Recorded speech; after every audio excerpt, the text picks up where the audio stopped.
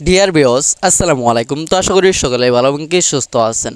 তো বরাবরের মতো আপনাদের মাঝে আবারও একটি নতুন ভিডিও নিয়ে চলে আসলাম। তো আপনারা ভিডিওর স্ক্রিনে যে মাছগুলো লক্ষ্য করতে পারছেন এগুলো হলো গিয়ে বিভিন্ন ধরনের দেশি ও বিদেশি মাছের রেণু, যেমন সিলভার ক্রাব, ব্রিকেট, রুই, কাতল, থাই পাঙ্গাস, অরিজিনাল টাইগার জাতীয় মনোসেক্স তেলাপিয়ার রেণু রয়েছে এগুলোর মধ্যে। তো আপনারা যারা রেণু মজুত করে এই নতুন বছরে চাষ করতে চান এবং অনেক পুরান চাষি ভাইয়েরাও চাষ করতে চান, তারা আমাদের কাছ থেকে ভালো উন্নত মানের রেণুগুলো সংগ্রহ করতে পারেন। আমাদের কাছ থেকে আপনারা দেশি ও বিদেশি যে কোনো ধরনের মাছের রেণু আপনারা সংগ্রহ করতে পারবেন। তো আজকে আলোচনা করব আপনারা এই মাছগুলো রেণুগুলো কিভাবে পুকুরে চাষ করবেন এবং কিভাবে পুকুর প্রস্তুতি করবেন, কিভাবে ভালো উন্নত মানের রেণুগুলো সংগ্রহ করবেন। তো চলেন আমরা প্রথমেই জেনে নেই কীভাবে আপনারা পুকুর প্রস্তুতি করবেন। তো যদি আপনাদের পুরাতন পুকুর হয়ে থাকে তাহলে অবশ্যই পুকুরটা শুকিয়ে নিচের স্থলে রোদ খাওয়াতে হবে, কারণ যদি রোদ না খাওয়ান তাহলে দেখা গেল আগের যে গ্যাসগুলো থেকে যাবে, এই গ্যাসের কারণে রেণুগুলো মারা যেতে পারে।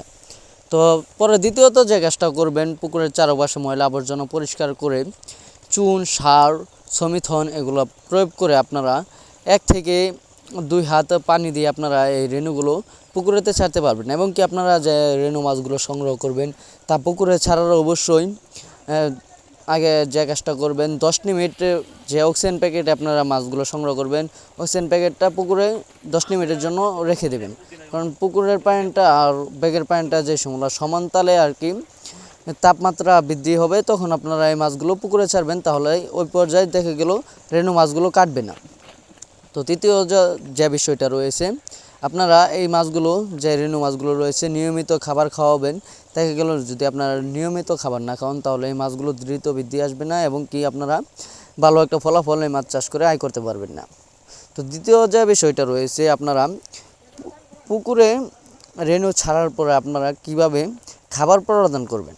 তো প্রথম 1-2 দিন আপনাদের খাওয়াতে হবে যে ডিমের কুসুমটা রয়েছে সেই ডিমের কুসুমটা। তারপর আপনারা যে কোনো ফিড খাবার খাওয়াতে পারেন, যেমন মাইশা, এসিআই আরও বিভিন্ন ধরনের বিভিন্ন কোম্পানির খাবার রয়েছে। তো তারপর আপনারা যে কাজটা করবেন, যে কোনো রেণু এবং কি পোনা আপনারা যেখান থেকে মজুত করবেন অবশ্যই বড় মাগুর থেকে উৎপাদিত যে রেণু মাছের যে বুট মাছের রেণুটা রয়েছে ওই মাছটা আপনারা সংগ্রহ করবেন। দেখা গেল মাগুরটা যদি বড় হয়ে থাকে এবং কি তাহলে আপনার রেণু মাছটাও দ্রুত বৃদ্ধি পাবে। তো আপনারা যে কোনো আনতেই মাছ সংগ্রহ করবেন অবশ্যই ভালো মানের মাছগুলো দেখে শুনে সংগ্রহ করবেন এবং কি পুরান চাষি ভাইদের কাছ থেকে পরামর্শ নিয়ে অবশ্যই মাছ চাষ করবেন। আমাদের কাছ থেকে ভালো উন্নত মানের মাছের রেণু ও পোনা সংগ্রহ করতে চাইলে আমাদের ভিডিওর স্ক্রিনে দেওয়া নম্বরে আমাদের সাথে যোগাযোগ করতে পারেন। সম্পূর্ণ ভিডিও দেখার জন্য ধন্যবাদ।